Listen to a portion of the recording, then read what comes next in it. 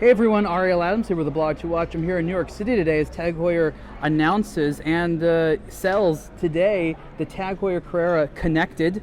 So the TAG Heuer Connected is the brand's first smartwatch, and it runs Android Wear. And it's an interesting timepiece. Now the first thing you'll notice, of course, is that it looks like the new TAG Heuer 01 case, because it uses the exact same case, 46 millimeters wide in titanium, very light, super comfortable actually. And of course, being a TAG Heuer, you have a bunch of different screen options, which I think is probably the funnest part. Now what you can notice about the screen is there's always an on state. So even when the screen is off, there's always a low power always on state, which tells the time, which is great, so that you never have just a blank dial on there. That was something which is very important to TAG, and I like that.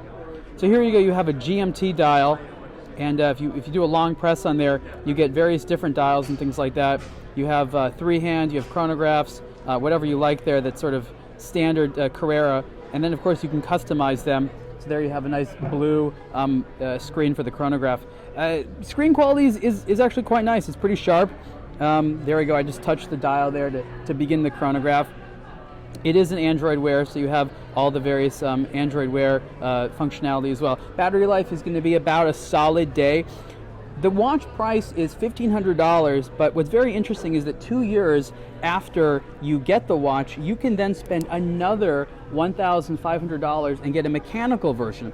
And what TAG Heuer is doing is taking the same case, and there's a three-hand movement, very similar to what you would see here on this default state, so you can have a mechanical version. It's an interesting tactic.